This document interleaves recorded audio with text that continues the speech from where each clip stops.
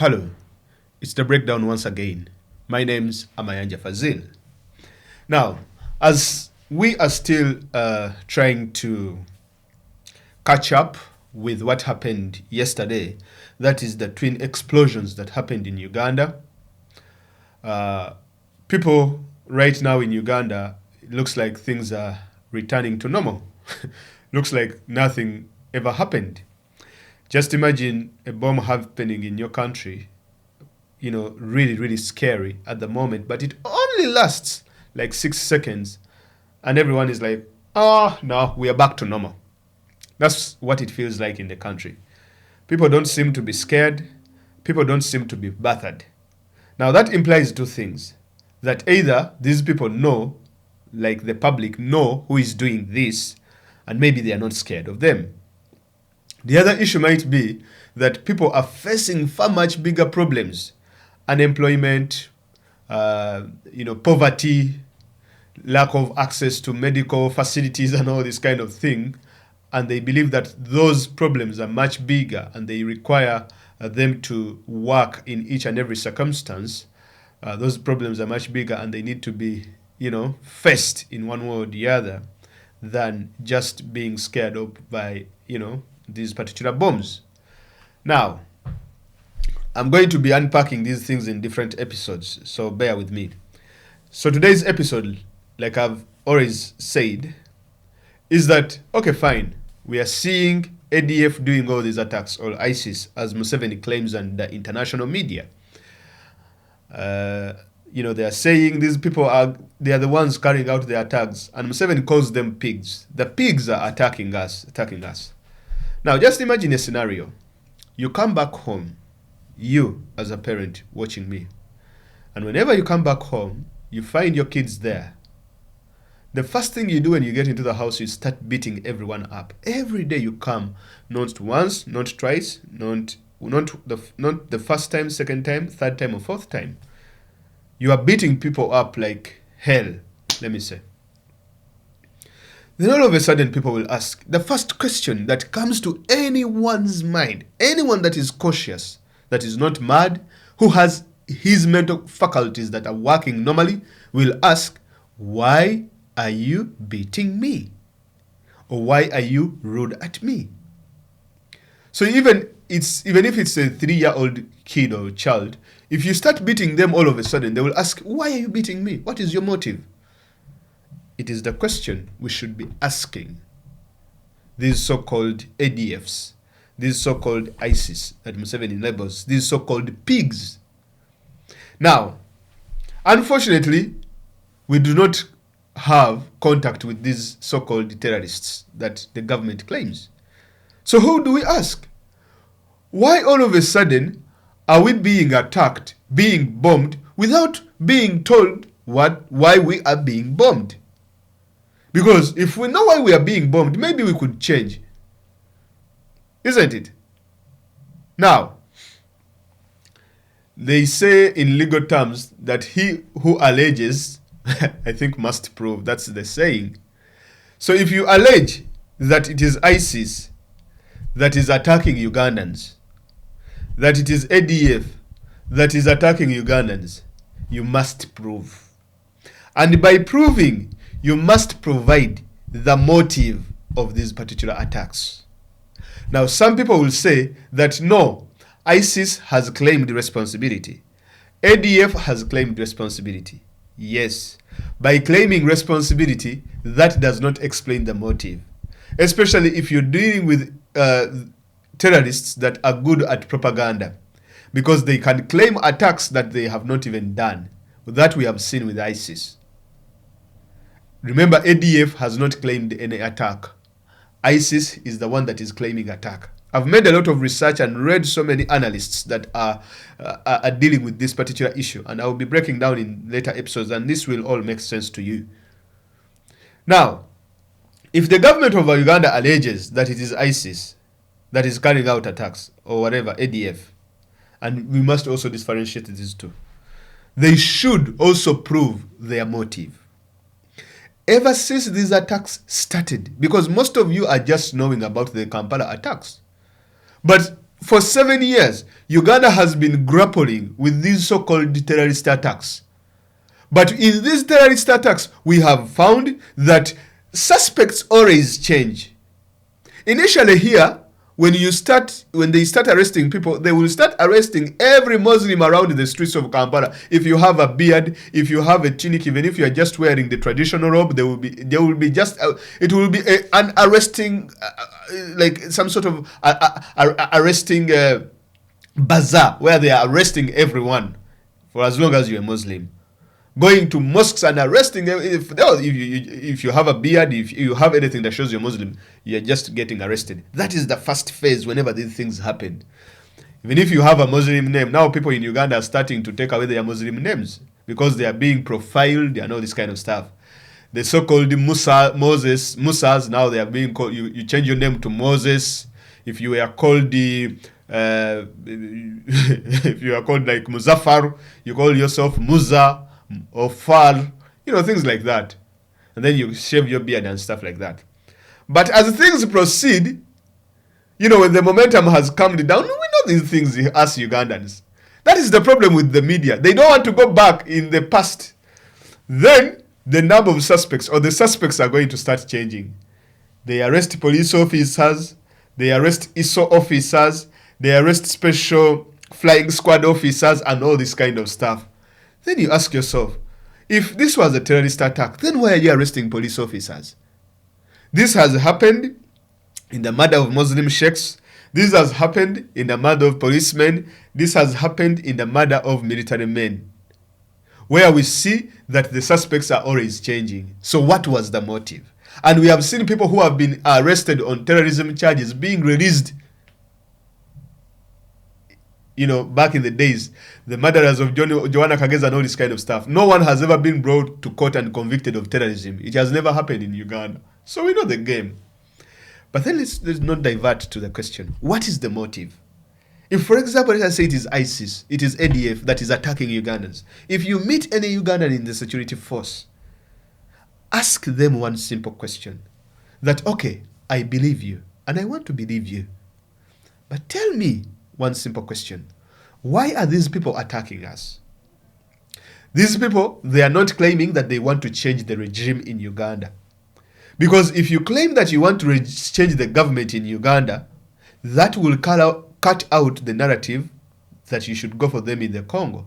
You should just deal with them within Uganda and then block them from coming into Uganda by the border in Congo.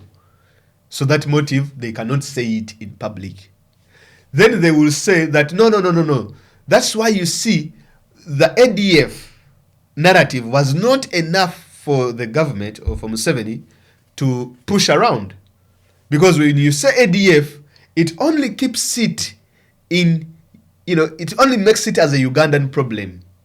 But if you add on the word ISIS, as they are claiming, that Islamic State in Central African, ISCAP, what that makes it is, it broadens it, that not only is it a scare in Uganda, but also the entire region.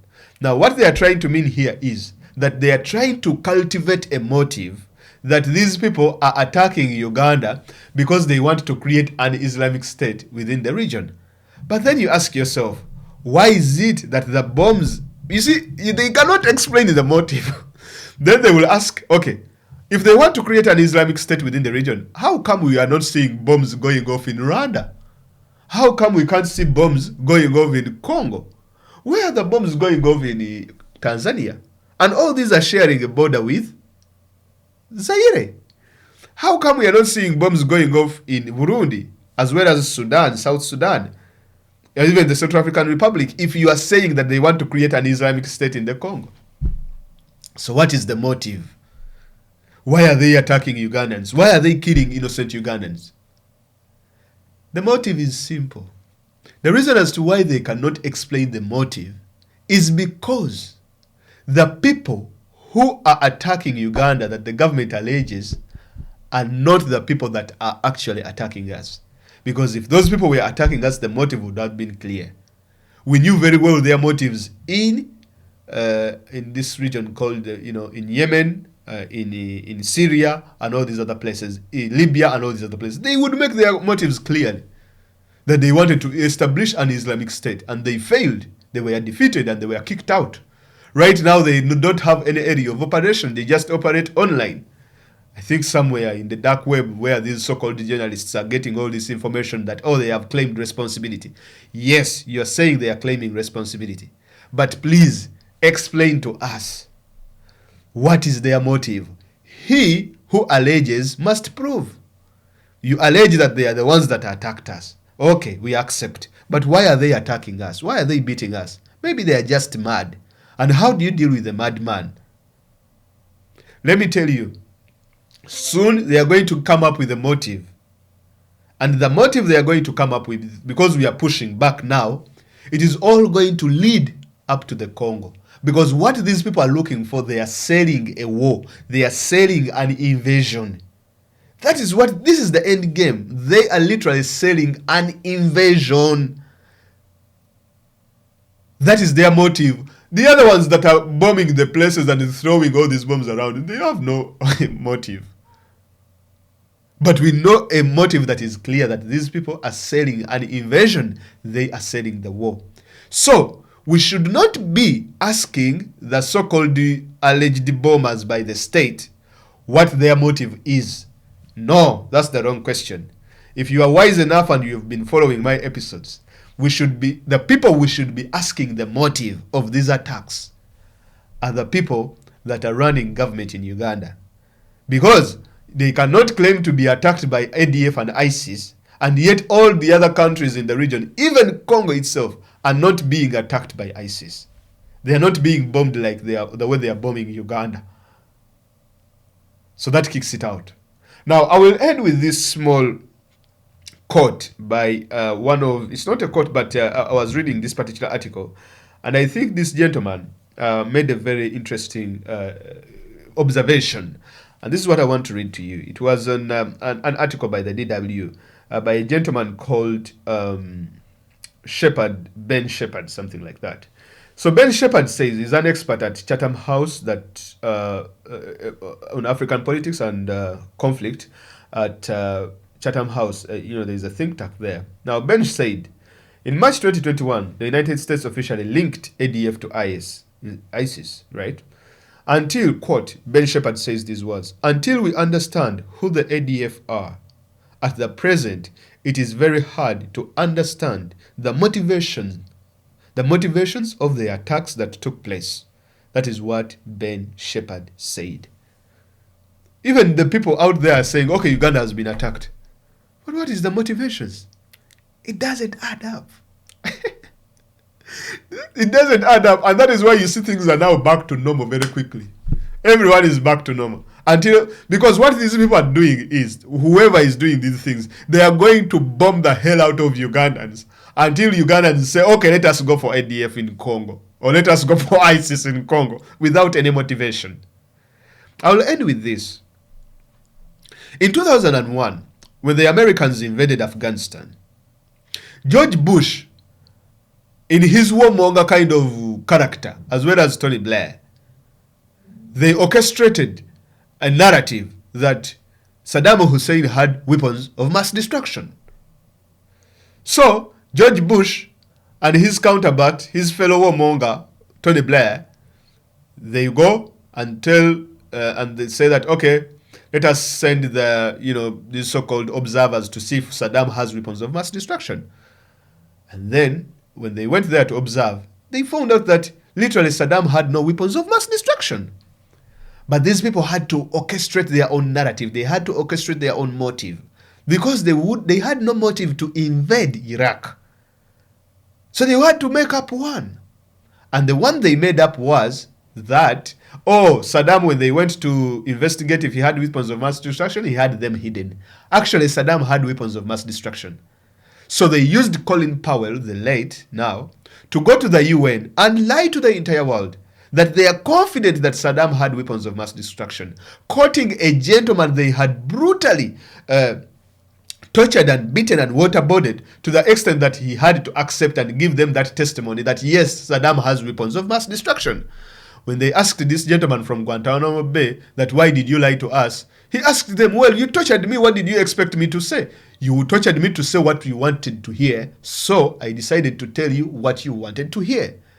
Now, in Uganda, we know that these suspects are tortured, their fingernails taken out, their tongues are cut out, and sorts of things are being done to them. Even Human Rights Watch actually did this report about these innocent civilians that were arrested and captured and tortured to get these confessions out of them. And the analysts have always pointed this issue out and have said that Ugandan testimonies must be taken with caution because they are forced out of individuals. Individuals are being subdued, they are being tortured, and they are under, they are under torture, and that's why they are making these particular statements. So what we are having in Uganda today is that we are having a Colin Powell moment. We are having a George Tony Blair moment whereby these people are orchestrating an invasion of the Democratic Republic of the Congo. And I just don't understand why people cannot see this, especially the media in Uganda. And they're just taking everything at face value that, look here, Uganda has been attacked, it's time to get together, pray for Uganda, and all this kind of crap. Yeah, we shall pray for Uganda, but this, we know what is actually going on. This is the Colin Powell moment of Museveni, and he's going to come to the parliament asking or whatever, telling people that give us a budget, we are going to Congo to get the ADF out. Now, we know there are people who are sponsoring this whole thing. And if you want to know these people that are sponsoring this whole thing, we are going to, either right here, we are going to release a video and it will be right here. You can go and watch this particular individuals that are sponsoring this particular activity in this particular video.